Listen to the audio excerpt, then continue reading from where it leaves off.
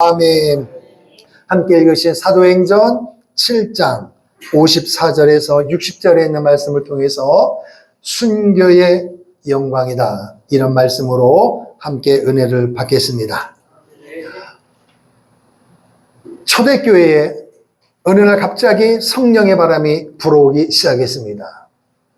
세상의 이치로 보면 우연일 수 있으나 하나님의 계획 속에는 우연이 없고 하나님의 계획이 있는 줄로 믿습니다.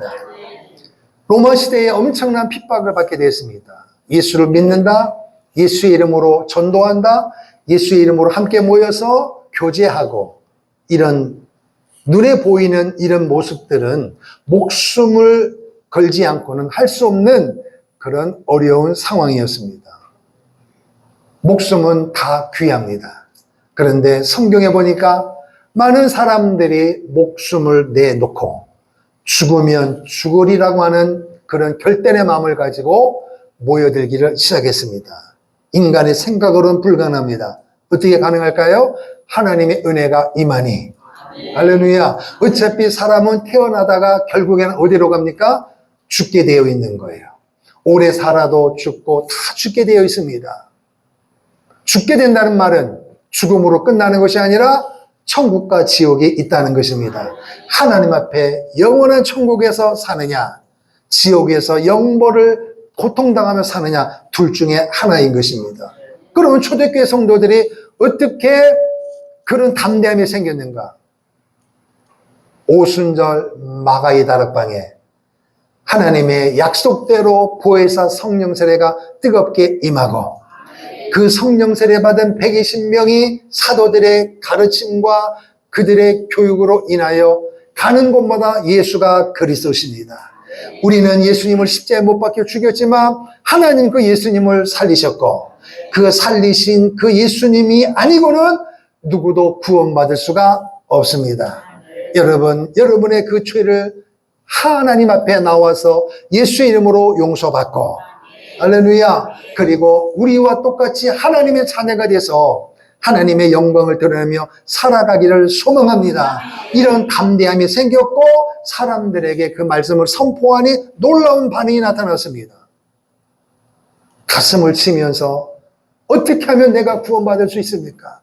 어떻게 하면 내가 당신처럼 그렇게 기쁨으로 살아갈 수가 있습니까? 어떻게 하면 당신처럼 담대함이 생기겠습니까? 그들이 선포했습니다. 예수 이름으로 회개하고 예수 이름으로 세례받고, 할렐루야, 예수 이름을 선포하게 되어졌습니다. 그래서 수많은 사람이 몰려들기를 시작했습니다. 그래서 초대교회가 시작이 된 것입니다. 초대교회가 급성장하다 보니까 교회는 옛날이나 지금이나 다양한 사람이 모여드는 거예요. 가치관도 다르고 생각도 다르고 모든 삶이 다 다르단 말이에요. 그 사람들을 하나하나 들어보고 또 함께 의논하고 하면 교회가 될까요? 안 될까요? 안 된단 말이에요. 그러니까 사도들이 딱 두 가지입니다. 기도하고 말씀을 선포하는 게 사도들의 사명입니다. 그럼 나머지는 교회에서 일어나는 모든 일들은 누가 감당하게 되겠어요? 성도들이 감당해야 되는데 문제가 생겼습니다. 파벌이 생겼습니다. 그 파벌이 생기니까 사도들이 히브리파 사람 말 들어주고 헬라파 사람은 말 들어주다 보니까 서로 상대방에 대한 알력이 있다 보니까 누구 편을 들어줄 수가 없는 거예요. 그러다 보니까 이 사도들이 진액이 빠져가지고 기도하는 시간이 줄어들고 말씀 선포하는 시간이 줄어드니까 결국 누가 손해가 되는 거예요? 성도들이 손해가 되는 거예요. 사도들도 영적으로 깔아앉고, 그래서 성도들을 모아놓고 이렇게 얘기했습니다. 하나님이 우리에게 주신 사명이 있습니다. 우리가 해야 할 본질이 있습니다. 우리가 해야 할 첫 번째 사명은 기도하는 것과 말씀을 선포하는 것입니다. 나머지는 구제나 봉사나 이런 모든 교회를 이끌어가는 성도들이 해 주셔야 교회가 되어지는 것입니다. 그러면 어떤 사람이 해야 되느냐? 아무나 할 수는 없어요. 세상에서 공부 많이 한 사람, 지식 있는 사람, 권력 있는 사람 아닙니다. 교회는 그런 사람이 필요한 것이 아니라 주님의 은혜가 감사해서 주의 이름으로 빚도 없이 일할 수 있는, 헌신할 수 있는, 희생할 수 있는 사람이 필요한 줄로 믿습니다. 그래서 사도들이, 성도들이 이름했습니다. 여러분이 이제까지 한 공동체 안에서 신앙생활을 했으니 여러분이 보시기에 이 사람이면은 어느 한쪽으로 치우치지 아니하고 학벌이 같다고 동양이라고 자기 편을 들어주는 것이 아니라 정확하게 근거해서 일할 수 있는 7 집사를 뽑으십시오. 그 기준은 첫 번째, 성령 충만해야 합니다. 할렐루야. 너무너무 중요해요. 돈이 있거나 지식이 있거나 세상적인 그런 가정이 좋은 그런 환경이 아니라 성령 충만한 사람이어야 합니다. 그리고 두 번째는 지혜도 충만해야 합니다.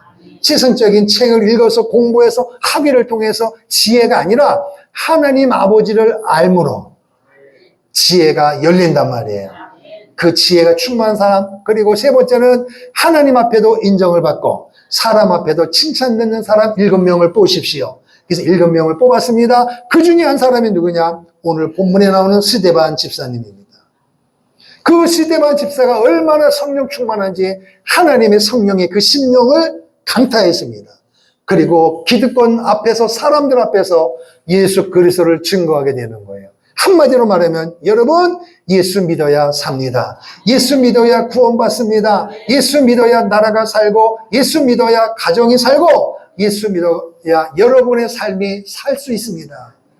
이거를 선포해야 되는데 사람들이 못 알아듣는 거예요.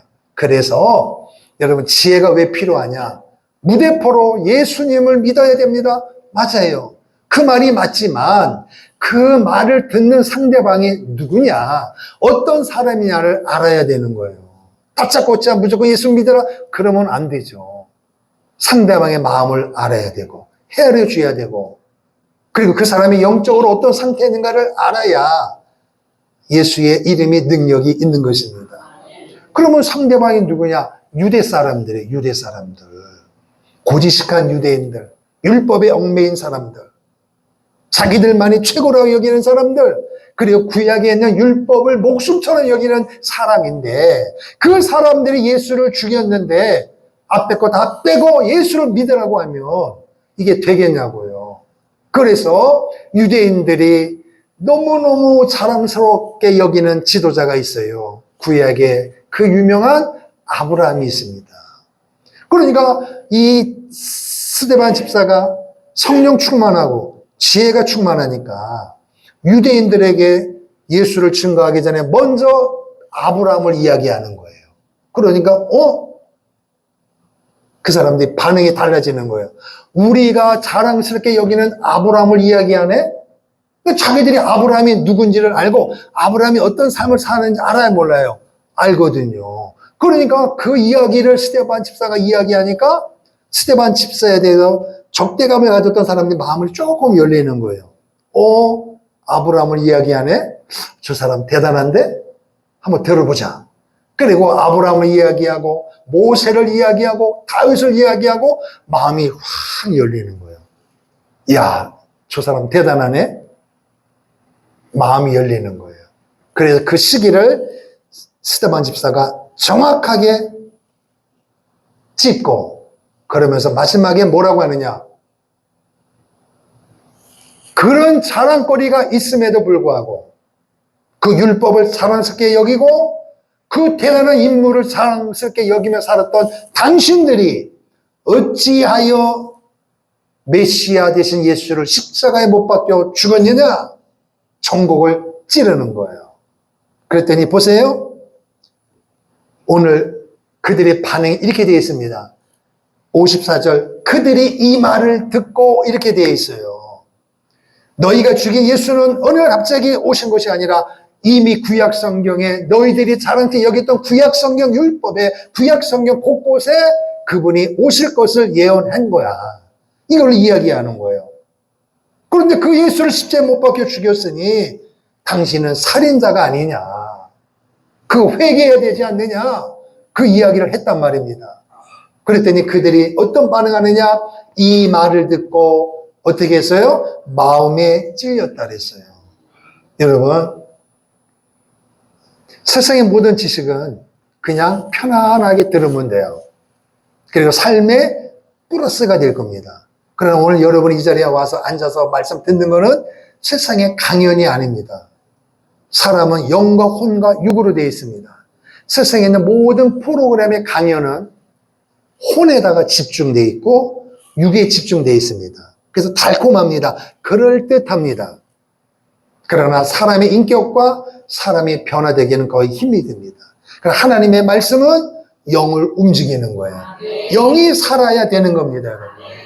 세상에 있는 모든 것이 혼적으로, 육적으로 다 가져도 여러분, 세상 사람들이 사는 거 보세요. 기쁘던가요? 하나, 둘, 다 뭐가 있어요? 걱정거리가 있어요. 돈이 많아도 걱정, 자식이 많아도 걱정, 없어도 걱정, 돈이 없어도 걱정. 아니, 이게 있으면 좋았고 없으면 되는데 또 반대로 있는 사람이 걱정인데 또 반대로 어때요? 없는 사람이 기쁜 사람이 있어. 얼마나 불공평하냐 말이에요. 그렇게 열심히 공부했는데 망가지네. 사람을 망가지게 만드네요.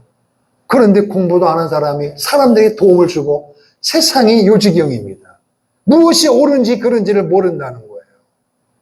그러나 여러분, 하나님의 말씀은 영을 움직이는 능력이 있습니다. 왜? 하나님은 영이시기 때문에 그렇습니다. 오늘 부족한 제가 여러분을 선포드리고 이런 말씀을 듣는데 하나님 뭘 기대하느냐? 목사의 말씀을 통하여 그의 생명의 말씀이기 때문에 여러분의 영이 살아나기를 원하시는 것이 하나님의 뜻이고, 중요한 것은 여러분의 진짜 소원이에요. 여러분은요, 영과 혼과 육이 있는데 영은 하나님께만 반응하게 되어 있어요. 아무리 돈이 많고 아무리 몸이 연약해도 상관하지 않고 우리의 영은 어디에 관심이 있느냐? 하나님을 그리워하게 되어 있어요. 왜? 하나님이 그렇게 만들었기 때문입니다. 그래서 오늘 여러분 이 자리에 나와 앉으신 거예요. 그러면 여러분 하나님이 기대하는 바가 뭐냐? 말씀을 선포하고 말씀을 들을 때에 어떤 마음으로 말씀을 받으셔야 되느냐? 들어야 되느냐? 오늘 말씀처럼 마음에 찔려야 되는 거예요. 잘하나 보자가 아니라 마음에 찔려야 된단 말이에요. 여러분 수술할 때 안 아프게 해주세요 하면 고치라는 거예요? 고치지 말라는 거예요?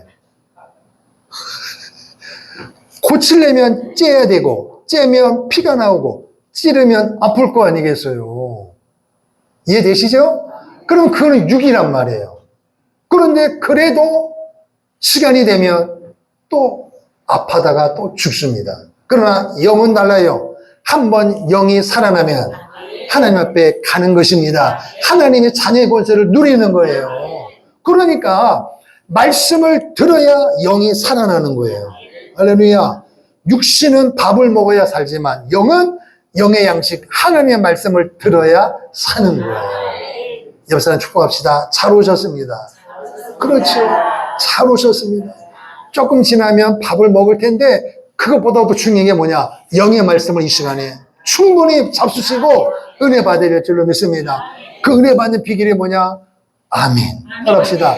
아멘. 그냥 가만히 있어서 아멘. 이것보다는 아멘. 아멘. 여러분, 마음이 기쁘지 않을 때 밥을 먹으면 뭐 씹는 것 같다래요? 고기인데 왜 돌입니까? 진짜 앞에 있는 게 돌입니까? 나 돌 씹는 사람 아무도 못 봤구만. 그런데 여러분, 고추장을 먹어도 내 마음이 기쁘면 너무 맛있는 거예요.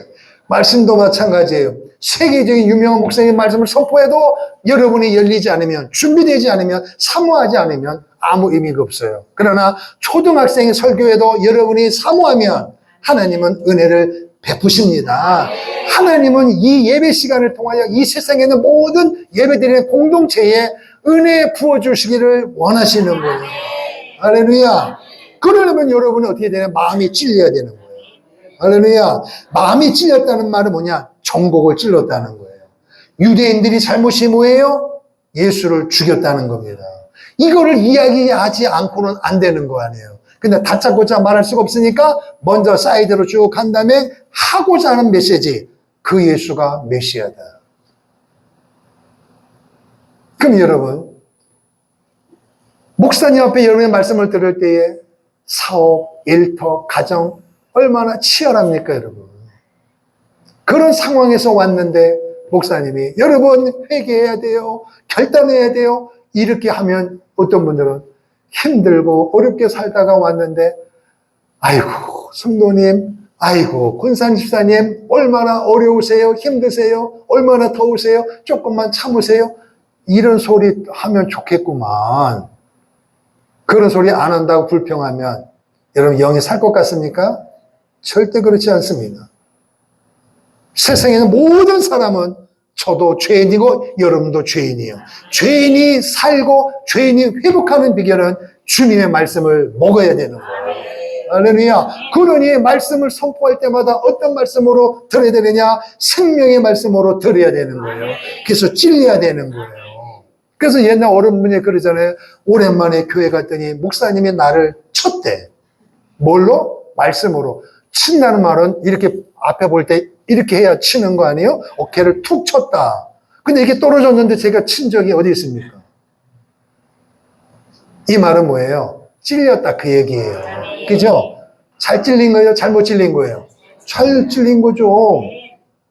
예수님의 말씀으로 찔려야 구원받고 예수님의 말씀으로 찔려야 살아나는 거예요. 찔리지 않으면 절대로 변화가 안 일어납니다. 할렐루야. 그래서 이 사람들이 찔렸단 말이에요. 이야, 정신없이 말씀을 듣다가 아브라함 이야기하고 모세 이야기하고 다윗 이야기하니까 잘하는데 갑자기 전곡을 팍 찌르는 말을 던지니까 뜨끔한 거예요. 그럼 여러분, 이렇게 되면 이 사람들이 어떻게 반응해야 돼요? 야, 내가 잘못 살았구나. 이거 안 되겠네? 이렇게 반응을 보여야 되는데, 따라합시다. 어찌할꼬? 이렇게 반응을 보여야 되는데, 이 사람들이 어떻게 반응을 보였다 그랬어요? 이를 갈았다는 거예요. 이를 부득 갈았다는 거예요. 이 말은 은혜 받았다는 거예요? 죽이고 싶다는 거예요? 가만히 안 있겠다 이거예요, 지금. 아브라함 이야기하고 모세 이야기하고 다윗을 이야기하고 우리를 쏙 정신 나가게 하고 나서 예수를 말하는구나. 이를 부득부득 갈았다는 거예요. 분이 났다는 거예요, 여러분. 여러분, 말씀 들을 때에 절대로 화내면 안 돼요. 절대로 분을 내면 안 돼요. 화낸다고 해서 어떻게 여러분 화를 내겠습니까, 여러분? 그러니까 여러분, 어떤 사람들 말씀 들을 때에 이렇게 보면 어느 정도 알아요. 분을 사귀려고 부단히 애쓰는 사람이 있어요. 나가지도 못하고. 이게 괜히 왔다 하면서 씩씩거리는 표정이요. 이게 나타나요, 여러분. 어디에? 얼굴에 나타나요. 그리고 몸을 가만히 못 있어. 이게 불편하다 이거예요, 지금. 괜히 왔다 이거지. 여러분, 말씀에 찔리면 감사하세요.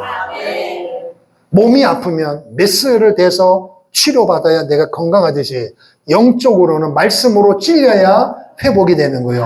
아하, 내가 잘못 살고 있구나. 내가 잘못 깨닫고 있구나. 아, 이 말씀은 아무개가 들어야 되는 게 아니고 이 말씀은 누가 들어야 된다고요? 내가 들어야 된단 말이에요. 다른 사람이 아니라 내게 주신 하나님의 말씀이다. 할렐루야. 그런 마음으로 말씀을 듣기를 소망합니다. 틀림없이 여러분 은혜 받습니다. 근데 본문에는 이 유대인들은 이를 갈았단 말이에요. 그런데 여러분 스데반을 보니까 오히려 성령 충만했다 그랬어요. 말씀을 듣는 사람들이 조금 열리는 것 같더니만 정복을 팍 찌르니까 갑자기 표정이 싸늘해지면서 속에서 분이 나니까 얼굴에 표정이 나오겠죠. 이를 갈게 나왔죠. 그리고 가만히 듣다 말고 갑자기 옆 사람하고 툭툭 치면서 수근거리면서 가만 놔두면 안 되겠다. 이렇게 막 분위기가 급반전해지는 거예요. 그런데도 불구하고 그 상황 속에서도 스데반이 뭐라 그랬어요? 따라합시다. 성령 충만하여. 할렐루야. 여기에 해답이 있습니다. 성령 충만하지 않으면 환경 탓해요. 성령 충만하지 않으면 사람 탓해요. 부부지간에도 성령 충만하면 남편 탓하고 아내 탓해요. 여러분, 제가 이런 글을 읽었습니다. 어느 한 자매가 믿음 좋은 전도사님을 만나서 개척을 했습니다. 본인이 섬기던 목사님은 사이즈도 크고 사람 많으니까 우리도 그렇게 될 줄 알고 기대감을 했는데 세상의 뜻대로 되어야죠. 그러니까 사모님이 목사님은 설교하고 하는데 사모님은 이게 막 우울증까지 와고 공황장애까지 와가지고 어디다 화풀이 하겠어요. 그래서 왜 남들은 되는데 우리가 개척교회 섬길 때 부교육제 했을 땐 되는데 왜 당신은 안 되냐. 왜 설교를 그렇게밖에 못하냐. 뭐 사사건건 막 남편 목사님에게 시비를 거는 거예요. 그래서 결국은 이혼 직전까지 오게 됐습니다. 그래도 사모님이니까 이혼할 때 하더라도 여러분 찬스가 굉장히 중요합니다. 이혼할 때 하더라도 금식 기도하면서 작정 기도하고 하자. 할렐루야. 생각이 굉장히 중요한 거예요. 감정대로 처리하면 망하게 되어 있습니다. 그래서 이 사모님이 기도원에 가서 금식하며 기도했습니다. 내용이 뭐겠어요? 하나님, 왜 우리 교회는, 왜 우리 남편은 이렇게 되는 거예요? 그래서 계속 기도하다 보니까 어느 날 갑자기 하나님의 은혜가 세게 임했는데 남편 목사님이 그렇게 불쌍하게 느껴지더래요. 모든 것이 목사님의 무능인 줄 알았는데 목사님이 너무너무 불쌍하다라는 거예요. 그러면서 자기가 목사님에게 힘들게 하고 그렇게 했던 것을 하나님이 다 보여주면서 너는 왜 내 종에게, 누구 종에게? 남편이 내 남편이 아니고 내 남편은 내 종이다. 그래서 거기서 눈물 콧물 쏟고 돌아와서 목사님한테 회개하고 그래서 교회가 부흥되어지고 사역을 잘 감당하고 있다는 글을 읽은 적이 있습니다. 그래요, 여러분. 마음에 찔리면 생각이 바뀌고 행동으로 바꿔줘야 되는 거예요. 그렇게 되는 핵심이 뭐냐? 바로 성령 충만인 거예요. 그래서 스데반이 성령 충만하여 하늘을 따라합시다. 하늘을 우러러보니 하늘을 우러봤어요. 우러러봤더니 스데반 집사에 뭘 봤느냐? 여러분 보세요. 하늘을 우러러 주목하여 따라합시다. 하나님의 영광과 하나님의 영광을 보고 예수님이 하나님 보좌 우편에 서 계신 것을 보았습니다. 여러분, 보좌란 말은 자리란 말이에요. 자리는 뭐 하는 거예요? 앉는 것입니다. 그런데 예수님이 서 계시더라는 거예요. 서서 자기를 보고 계신 것을 보게 된 것입니다. 무슨 감정이에요? 예수님이 안타까워서 사랑하는 내 종 스데반 집사가 돌에 맞을 위험에 처해 있으면서도 비굴하지 아니하고 성령 충만함으로 말씀을 선포하는 모습을 보면서 안타까운 마음으로 지원 사역하기 위하여 벌떡 일어서서 서 계신 것을 이 스데반 집사가 보게 된 것입니다. 할렐루야. 여러분, 보는 은혜가 있기를 축복합니다. 여러분이 성령 충만하지 못하면 세상 것에 얽매여서 세상 것을 보려고 노력해요. 땅의 것만 추구하는 거예요. 어디 땅 좋은데, 어디 옷 좋은데, 어디 물건 좋은데, 어디 좋은데, 전부 다 땅의 것을 이야기합니다. 여러분, 주위 사람을 보세요. 예수 믿는 사람 말을 들어보면 저 상대방이 하늘의 소망을 두고 있는지 땅의 소망을 두고 있는지 알 수 있습니다. 물론 사람은 육신을 가지고 있기 때문에 땅의 것이 중요해요. 그러나 그럼에도 불구하고 여러분과 저는 구원받은 하나님의 살아있기 때문에 땅의 것보다는 하늘의 것을 우선시하고 할렐루야. 사실 여러분 땅의 것 보면 만족해요, 화딱지 나요. 그죠? 내 집 크기보다 더 큰 옆집 크기 보면 화딱지 나요, 기쁨이 충만해요. 네 아들, 딸이 공부 못해서 빌빌하는 것 보는데 옆집 보면 잘 나가면 기쁨이 충만해요, 화딱지 나요. 그렇죠. 땅의 것은 전부 남과 비교해 보여요. 나는 10년 된 차 타는데 저는 옆집을 차면 2년마다 바뀌는데 왜 차를 안 보면 되는데 차를 맨날 보잖아. 그러니 세상 것은 보기 때문에, 보여지기 때문에, 비교가 되기 때문에 영원한 기쁨이 없어요. 그래서 오늘 여러분과 저는 그런 상황에 살고 있지만 오늘 스데반 집사처럼 하나님을 보기를 바랍니다. 위의 것을 보란 말이에요. 위의 것을. 할렐루야. 자, 골로새서 말씀을 보겠습니다. 골로새서. 자, 골로새서입니다. 신약성경 326페이지. 골로새서 3장 1절에서 2절입니다. 골로새서 3장 1절 2절 시작. 그러므로 너희가 그리스도와 함께 다시 살리심을 받았으면 위의 것을 찾으라. 거기는 그리스도께서 하나님 우편에 앉아 계시느니라. 위의 것을 생각하고 땅의 것을 생각하지 마라. 아멘. 위의 것을 생각하고 땅의 것을 생각하지 마라. 이 말은 하늘의 영광을, 영의 것을 보라면 영의 것. 영적인 것을 바라보고 영적인 것을 생각하면 이 땅의 것 필요 없는 것이 아니라 이 땅의 것 하나님 필요하신 대로 허락하신다. 그 이야기입니다. 여러분, 땅의 영광, 하늘의 영광, 어느 것이 중요합니까? 다 중요합니다. 그러나 우선순위를 따진다면 하늘의 영광, 하나님의 영광을 먼저 보기를 축복합니다. 지금은 스데반 집사 중에는 수많은 사람들이 있는데 거기는 모든 사람들은 땅의 영광을 누리며 사는 인생들입니다. 그 속에서 예수를 증거하니까 튀는 거예요.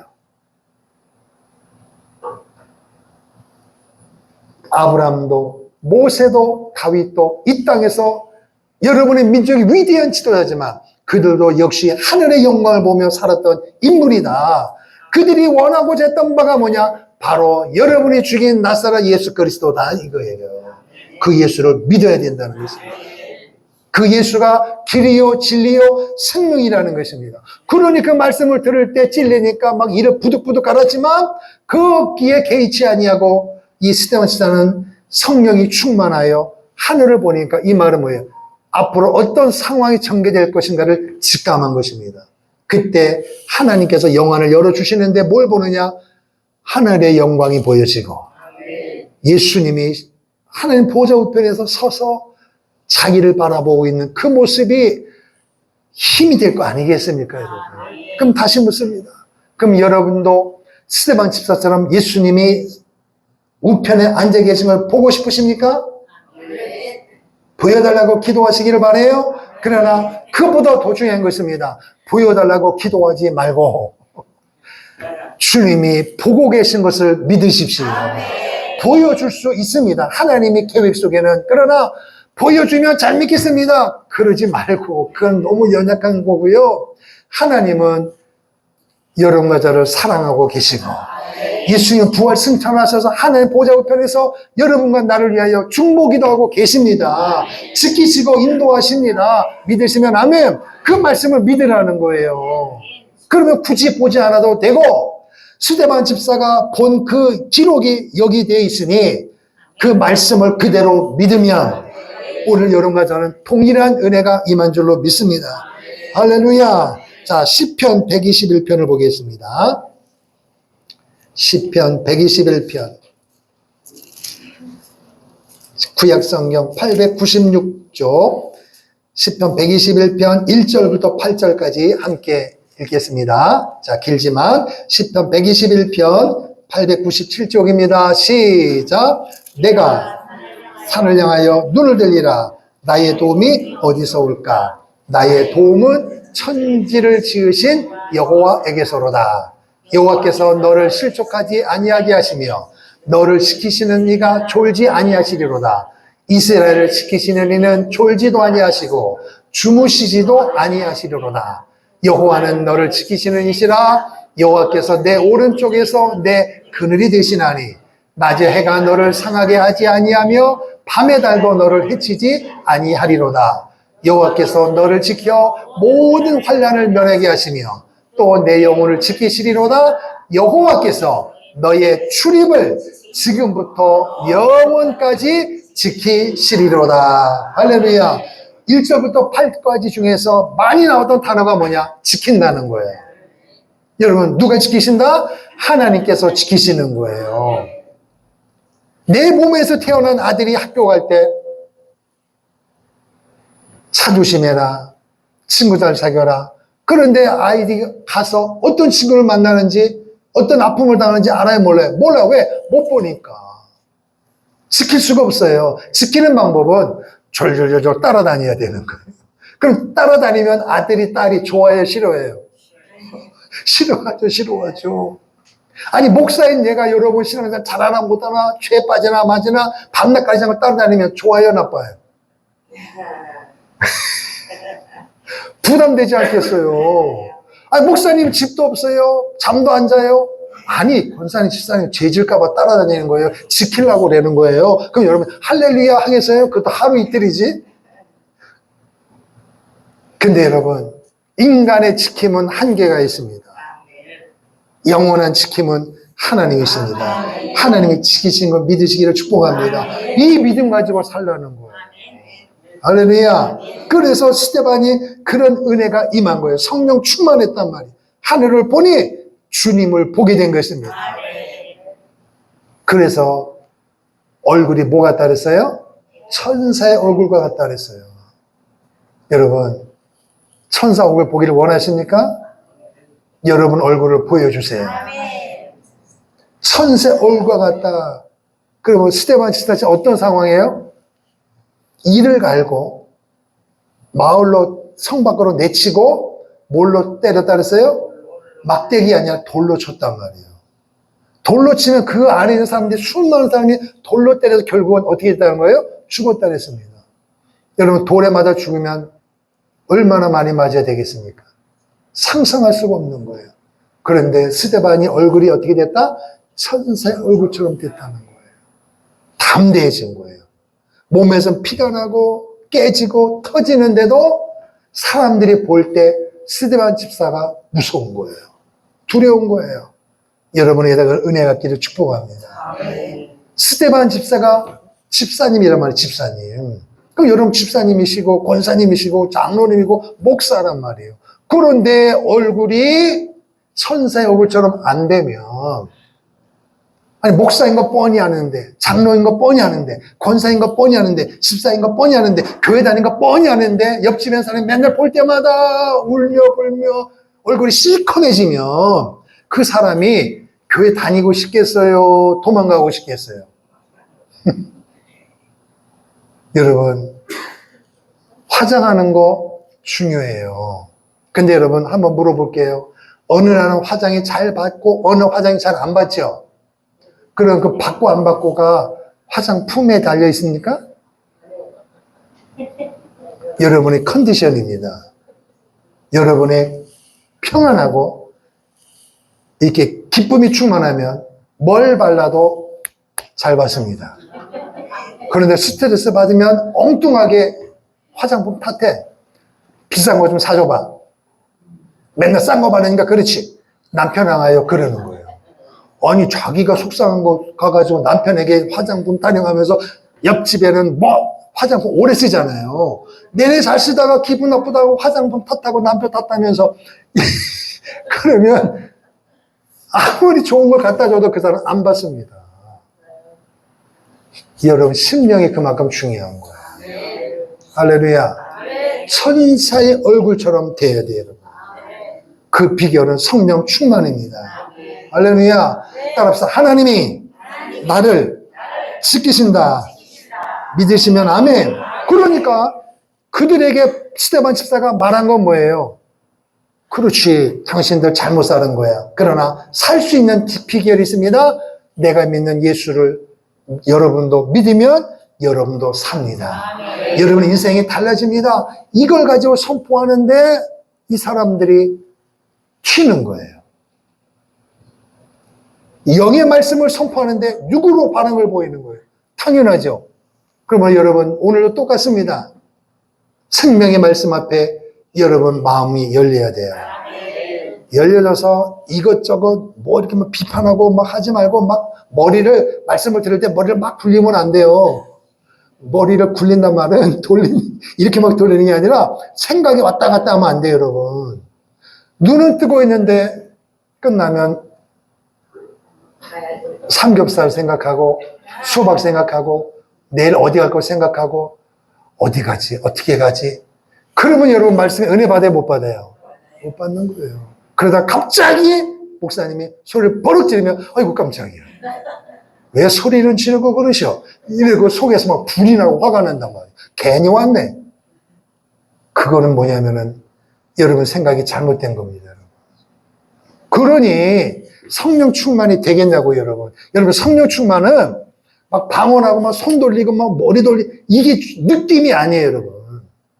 여러분의 지정의가 하나님의 말씀 앞에 딱 연합이 되는 거예요. 그러면요, 어떤 말씀을 주셔도 아멘. 할렐루야. 그게 성령 충만한 결과예요. 그러니까 나무가 무슨 나무인가를 알려면 뭘 보면 알아요? 열매를 보면 알아요. 성령 충만은 평상시에 드러나지 않습니다. 비슷비슷해요. 근데 어떤 상황, 사건이 오면 그 사람이 성령 충만한지 아닌지가 나온다니까요, 여러분. 그러니까 여러분, 어느 날 갑자기 성령 충만하려고 하지 마세요. 사도 바울이 뭐라 했어요? 술 취하지 말고 오직 성령의 충만을 받아라. 이렇게 되어 있어요. 이거는 받아도 되고 안 받아도 되는 게 아니라 반드시 받아야 된다는 거예요. 왜요? 세상이 만만치가 않습니다. 세상에 여러분과 제가 뭘 하라 우리에게 도와주고 하는 게 아니에요. 할 수만 있으면 여러분과 저를 예수님으로부터 떼어놓으려고 혈안이 되어 있습니다. 삼킬 자를 찾고 있다는 거예요. 그럼 여러분, 그 영적인 전쟁터에서 어떤 분이 이렇게 이야기했어요. 여러분, 하루 아침을 맞이할 때 눈을 뜨면 그 시간부로 그날 하루는 전쟁이다. 이해가 되십니까? 전쟁이에요. 사느냐 죽느냐입니다. 영적으로 충만하느냐 그리스도로부터 떨어뜨리느냐 영적인 전쟁이에요.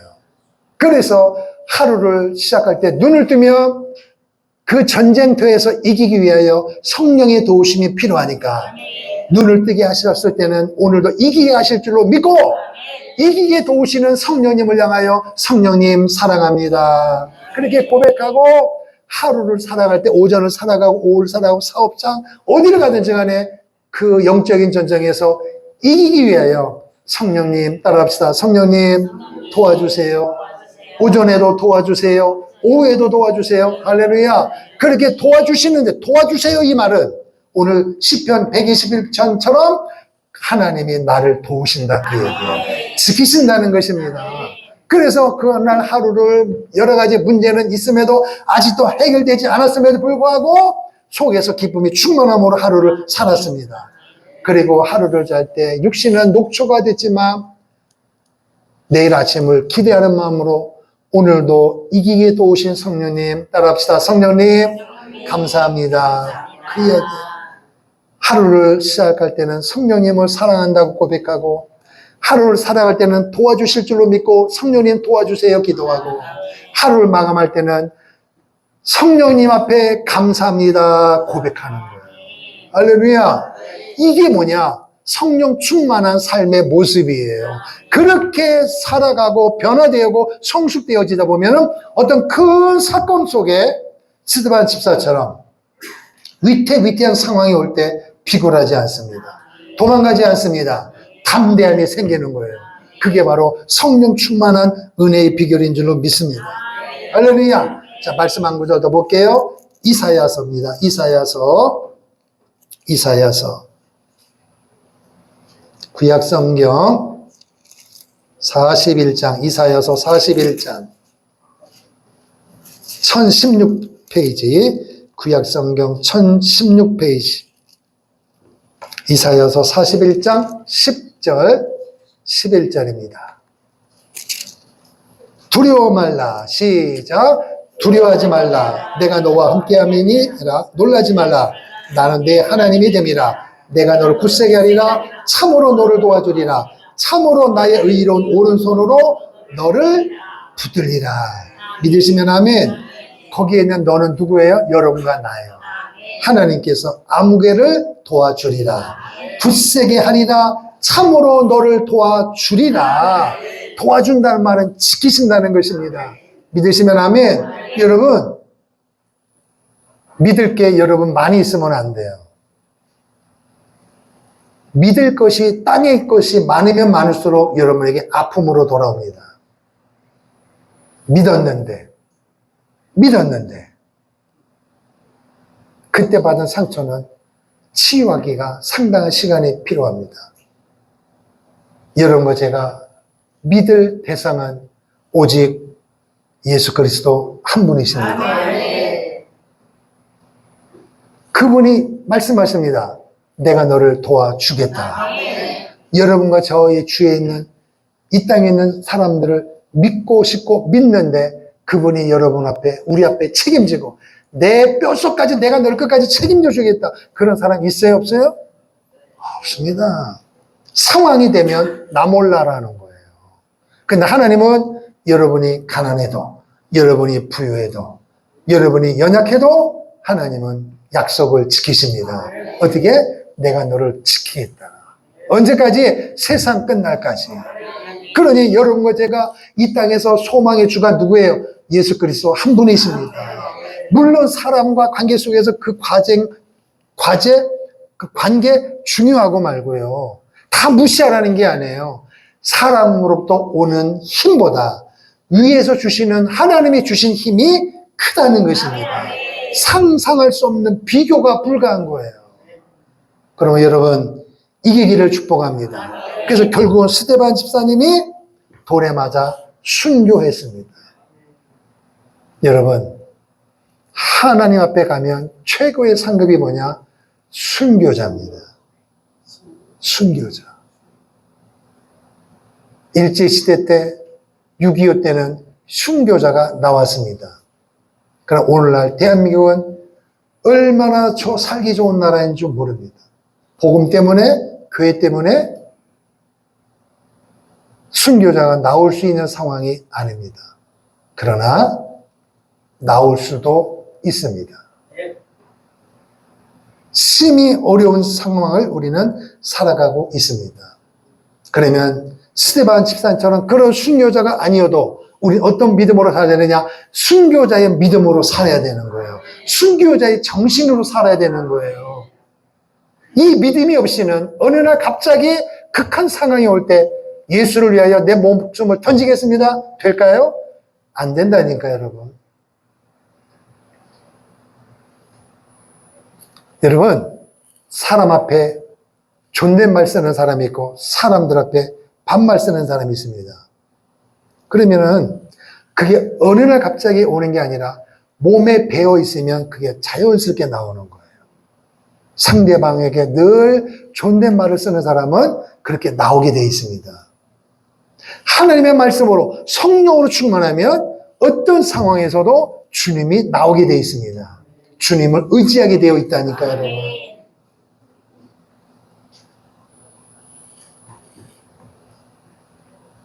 초대교회 때 로마로부터 얼마나 핍박을 받았는지 여러분은 역사를 통해서 알았을 거예요. 진짜 예수 믿으면 짐승의 밥이 되고 찰갓을 벗기고 불에 태우고 누워있으면 하늘에서 큰 칼날이 내려와서 목을 자릅니다. 그게 초대교회 때 성도들이 실제 당했던 핍박이에요. 그때 뭐라고 이야기하냐? 당신들이 예수를 믿는다고 하면 죽을 것이고 예수를 안 믿는다고 모른다고 부인하면 살려줄 거다. 그래서 많은 사람이 죽어갔습니다. 사람들이 놀라는 거예요. 그런데 사형을 집행하는 집행관이 그래서 난 그래도 예수 믿습니다. 그러면은 사형 사인하면 칼에 들여 죽이는 거예요. 그런데 그 사인을 내는 집행관에 어느 날 하나님께서 눈을 열어줬어요. 뭘 보게 했느냐? 칼이 내려와서 목이 잘려지는 그 순간에 천사가 그 시체를 보좌기에 싸가지고 하늘로 가지고 올라가는 걸 보게 됐습니다. 그 사람이 거기서 충격을 받고 녹봉을 받고 있으니까 드러낼 수 없지만 몇 날을 고민하는 가운데 예수를 인격적으로 모시게 됐습니다. 그리고 어느 날 예수를 그래도 자기 하는 일이니까 얼마나 이게 마음에 본민이 있겠어요. 그런데 물어보는 거예요. 당신이 예수를 믿으면 살려줄 것이고 예수를 모른다면 살려줄 것이네. 그랬더니 세상에 그날따라 이 예수쟁이가 나 예수를 몰라요 그러더라는 거예요. 그러면은 살려줘야 될 거 아니에요? 근데 이 집행관이 이렇게 얘기했답니다. 내가 당신 옷을 입을 테니 당신이 내 옷을 입고, 이 말이 뭐예요? 죽겠다는 거예요. 뭘 봤기 때문에? 순교자의 영광의 모습을 보았기 때문이에요. 이걸 보니까 이 돈이 문제가 아니에요. 이 권력이 문제가 아니에요. 그래서 대신 그 죄인의 예수쟁이 옷을 입고 죽었다는 이야기가 있습니다. 순교의 영광입니다. 어느 날 갑자기 오는 게 아니에요. 준비되어야 합니다. 오늘 우리의 시대는 하루가 다르게 영적인 전쟁 가운데 우리는 살아가고 있습니다. 아무리 세상이 좋고 좋아도 영적으로는 더 하나님 앞에 가까이 붙어야 되는 거예요. 세상은 하나님으로부터 멀리 가요. 그러나 오늘 우리는 이전에 나온 예배하는 사람들은 어떻게 해야 돼요? 그러면 그럴수록 우리는 하나님께로 점점 가까이 다가가야 되는 거예요. 할렐루야. 디모데후서 4장 말씀 보고 이제 기도하겠습니다.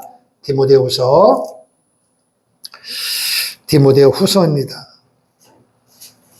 디모데후서 4장 7절, 8절. 신약성경 345페이지. 디모데후서 4장 6절, 7절, 8절. 시작. 전제와 같이 내가 벌써 부어지고 나의 떠날 시각이 가까웠도다. 나는 선한 싸움을 싸우고 나의 달려갈 길을 마치고 믿음을 지켰으니 이제 후로는 나를 위하여 의의 면류관이 예비되었으므로 주고 의로우신 재판장이 그날에 내게 주실 것이며 내게만 아니라 주의 나타나심을 사모하는 모든 자에게 도니라. 할렐루야. 이 말씀을 깊이 묵상해 보세요. 사도 바울입니다. 그 위대한 사도 바울이 오늘 보세요. 전제와 같이 내가 벌써 부어지고 나의 떠날 시간이 가까웠다. 이 말은 무슨 얘기예요? 죽을 날이 가까웠다는 거예요. 결국 사도 바울은 목이 잘려서 순교당했습니다. 그러니까 순교의 제물로 인생을 마감할 날이 가까이 옴을 직감한 것입니다. 직감하면서 뭐라고 이야기하느냐?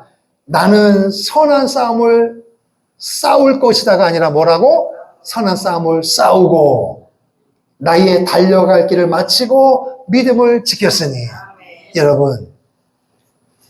여러분은 오늘 저녁에 여러분의 인생이 마감된다고 했을 때 예수 믿고 나서 오늘까지 여러분 스스로 한번 평가를 내려보세요. 어떤 고백을 할 것인가? 아쉬움이 많을 겁니다. 한번 오늘 저녁에 한번 1대1로 조용히 한번 묵상하면서 사도 바울은 내가 선한 싸움을 싸우고 달려갈 길을 마치고 믿음을 지켰다고 담대하게 고백한다면 오늘 여러분과 나는 어떤 고백을 할 수 있을까?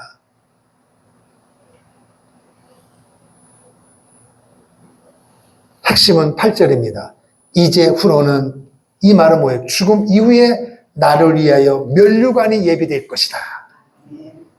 의로우신 재판장 그분께서 그날에 부활 이후에 주님 앞에서 내게 상급을 주실 것이다. 할렐루야. 죽기 전에 사도 바울은 이 모습을 보았고 믿었습니다. 그런데 뭐라고 말씀하시느냐? 이 축복은, 이 순교의 영광은 나만이 아니라 주의 나타나심을, 재림주로 오실 그 주님을 사모하며 바라보며 살아가는 모든 사람에게도 동의하기를 소망한다. 이 뜻입니다. 얼마나 위대한 신앙의 고백입니까? 고난이 와도, 핍박이 와도, 기근이 와도, 환난이 와도, 아니 그런 것이 없이 평탄하게 신앙생활을 할지라도 어떤 상황에 오든지 사람은 결국에는 하나님 앞에 서게 되어 있습니다. 하나님 앞에 선다는 말은 상급이냐 심판이냐. 그러면 오늘 여러분과 저는 예수 그리스도를 믿으십니까? 그럼 오늘 우리에게는 상급만 기다리고 있는 것입니다. 그런데 동일한 상급이 아니라 각자 심은 대로 각각 행한 대로 주시는 것이니 여러분 지나간 삶 속에서 너무 아쉬워하지 마세요. 사단은 이렇게 역사합니다. 너가 예수 믿은 지 얼만데 고작 그거밖에 못 되니? 너 형편없네. 그러면 우리 스스로 그걸 또 받아들여. 그렇지. 나는 이것밖에 안 되나 봐. 아이고, 한숨이 오고 시험이 오고 절망이 와요. 여러분, 지난 세월 돌이킬 수 없습니다. 여러분, 앞으로의 하루하루가 소중하니까 지나간 삶 속에서 아쉬움이 많다면 오늘 여러분과 나는 이 시간에 결단해야 돼요. 어떤 마음으로? 순교의 영광을 바라보는 마음으로, 바울의 마음을 가지고, 스데반 집사의 마음을 가지고 오늘 민족 앞에, 교회 앞에, 가정 앞에, 우리 인생 앞에 어떻게 상황이 전개될지는 모르지만 그것 때문에 하나님을 섬기고 그것 때문에 하나님을 찬송하는 데 영향받지 아니하고 날 구원해 주시고 날 지키시고 인도하시는, 졸지도 않고 주무시지도 아니하시고 끝까지 책임을 지신다고 하신 그 약속의 말씀을 붙잡고 순교의 영광의 그날이 곧 나를 위하여 예비되었음을 믿고 그 시간이 하루하루 째깍째깍 가고 있는 것입니다. 그러니 하루하루가 오늘 우리에게는 어떤 마음이에요? 기대감을 가져야 돼요. 걱정이 있지만은 걱정이 있는 동시에 또 다른 영적으로 내게 부어주실 하나님의 면류관, 하나님의 영광이 순간이 하루하루 다가고 있기 때문에 이 영적인 문제와 육적인 문제 사이에서 여러분 나는 어떻게 해야 되느냐? 선택을 해야 합니다. 하늘의 것을 선택해야 돼요. 이미 하나님은 여러분에게 선택권을 주신 것입니다. 그 은혜가 예수 그리스도의 이름이에요. 그러므로 문제 있을 때마다 문제 앞에 넘어지거나 문제 앞에 비굴하지 말고 문제 앞에서 담대함으로 예수 이름으로 나를 힘들게 하고 괴롭게 하는 모든 이 흑암의 권세는 내게서 떠나갈지어다. 할렐루야. 믿음으로 선포하시면 여러분과 나의 지식과 학식이 그것이 아니라 여러분과 내 입에서 나온 그 이름, 예수의 이름의 권세가 실제로 열매로 나타날 줄로 믿습니다. 할렐루야. 따라합시다. 스데반 집사님처럼 성령 충만하자, 담대하자, 예수 이름을 사용하자. 할렐루야. 그리하여 바울처럼, 스데반 집사처럼 우리의 삶 가운데 그 영광의 모습이 우리 눈앞에 펼쳐져 있습니다. 말씀을 통하여 한 떡이 되어져서 여러분 끝까지 승리하기를 주임으로 축원합니다. 순교의 영광의 반열에 선 것을 축복하고 그 길을 한 걸음 한 걸음 예수님의 이름으로 달려가십시오. 달려가면 앞에 있는 문제는 해결될 것이고 결국에는 순교의 영광의 자리에 여러분과 저가 바울처럼 스데반 집사님처럼 설 줄로 믿습니다. 그 믿음으로 여러분 승리하는 하루하루가 되기를 주님의 이름으로 축원합니다. 축원합니다. 아멘.